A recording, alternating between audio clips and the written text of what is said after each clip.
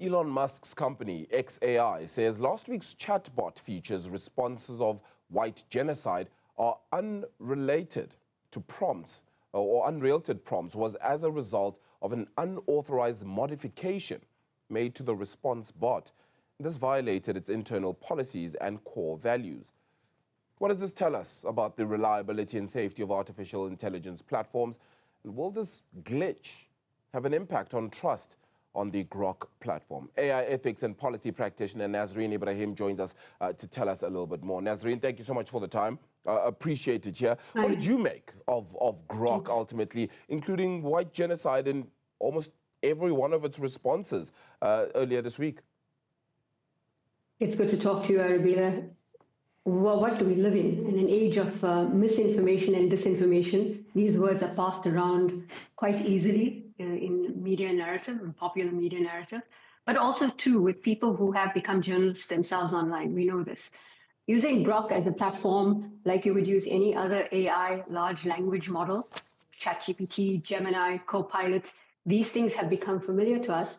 What it tells us is that we are now open to the very scary possibility, which is happening as we speak, a new term called AI grooming, that information that may not necessarily be true, but posing as the truth, is being filtered out into what is known as the corpus of information, or the bodies of knowledge that have been created over generations, millennia of time.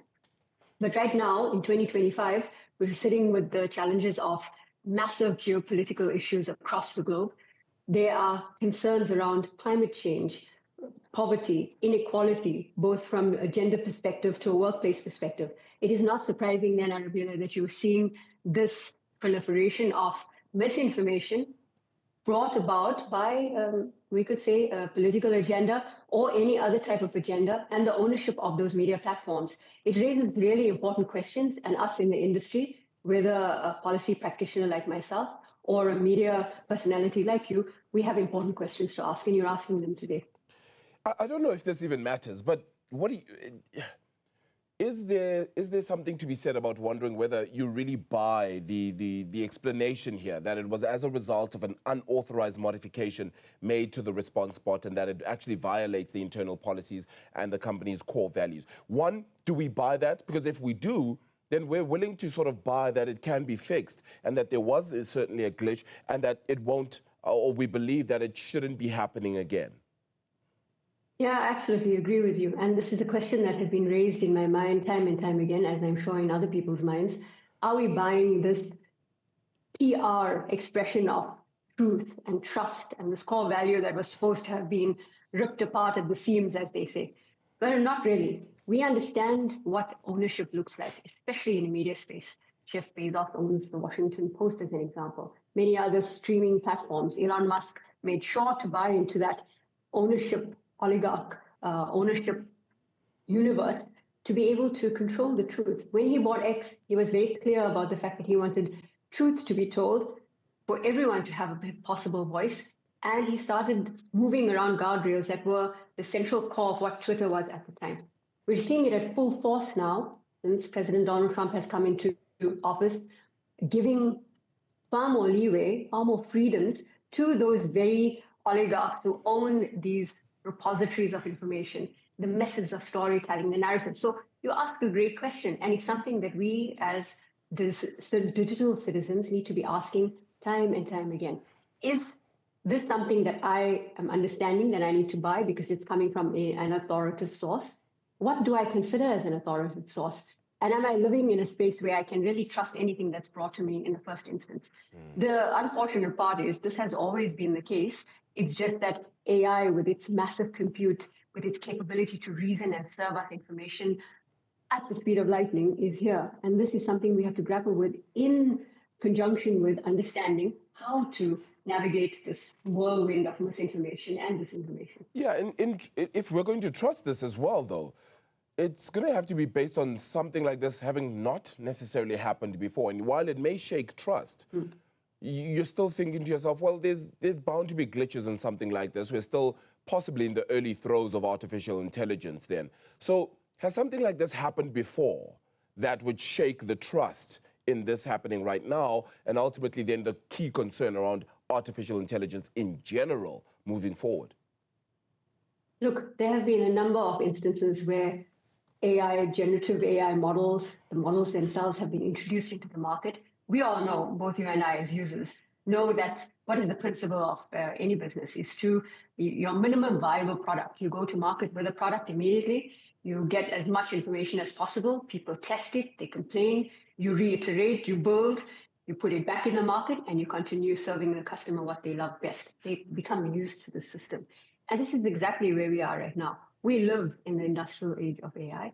It has reshaped and redefined everything that we know. But at the same time, as digital citizens, I suppose, as citizens of a country, we are also digital citizens first. The mandate that we all must work towards is being a responsible digital citizen. Governments will work towards building responsible digital citizenries.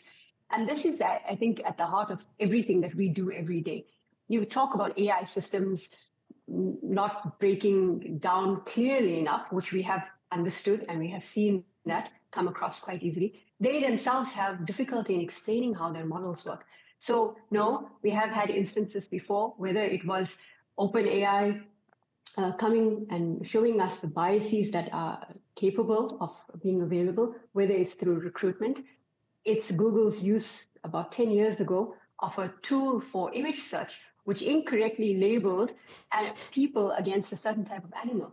We see that through biases that are available. Now, when you're looking at it from a personal perspective of using it as a consumer, you're aware of, am I in the right place to ask a legitimate question? Is this from a legitimate source? How is the company helping to protect my personal information? How are they helping to protect my rights as a citizen, as an example? I think it's safe to say that in this day and age, the networks that we use, the models that we are using seem to be little countries of their own, with their own guardrails, as they say. But we also have to hope that the regulation at a national level, at a governmental level, will also aid in helping us become better digital citizens. Yeah, so we have misinformation everywhere, right? And it doesn't help when people themselves are the ones sharing it. Now it's the bots that we are training that will ultimately share it. You've just pointed towards it, but how do we just create a more scrutiny-focused environment for people to question everything they see, whether it be on artificial intelligence platforms or not? You know what's a really good exercise for people to do? The first thing is, of course, understand your level of AI literacy. This is something that's becoming an increasing form of conversation. I know companies at a large level are doing it, but at a local level, at a community level, with community organizations, civil society organizations, AI literacy is really where we are at. And part of that journey is about, firstly, understanding this chain of what we are in. You know, we have a family, right? We've got a family at home, we've got pets, and everyone constitutes some component of that system. You all have a role to play. Now, in this role that we have to play as digital citizens, I believe it's important for people to understand what they are using, how, and in what environment. It would start with your devices. We all have a mobile phone, mostly. Some people have more than one. You have a desktop, in some cases a laptop, and not many people may have access to a laptop. This, I have found in South Africa, is actually a luxury or a privilege, unless you go to a community library and there is internet connection available. But for the most part, most people, if not all, have a mobile device. That mobile device runs a certain system. That system is called an operating system. It's either Android or iOS, depending on what your preference is. We know there's a big war, but we won't go into that now. Yep. Then comes the network connection. And the network connection is you're either using mobile data or you're using a Wi-Fi connection. The Wi-Fi connection is either protected in a closed environment with the right security, or you are using a public Wi-Fi, which poses its own challenges too. After that, you're signed into certain services. So you understand now, you're starting to see the connection between the life cycle of everything that makes us who we are by using these devices. Then you're signed into these services. You either have a Google ID, an Apple ID, any ID, Microsoft ID, whatever you're using to sign into services, to use email, maps, Zoom, as we are using now, or any other service that you want to use. You're using a banking app or WhatsApp, SMS, whatever you're using, you have an ID. These things are important to know. When you start using and interfacing with the AI large language models, then it goes to a second layer of reasoning or questioning.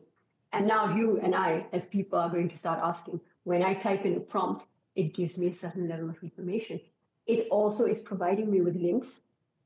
The sad part, though, is that many people will test these tools at a free level. And the free level may or may not have these guardrails or extra sophisticated features that you have to pay for in order for you to have the capability and the freedom to be able to question. This is another area that is also unfortunate, is that the free levels may not protect you as much as you want to.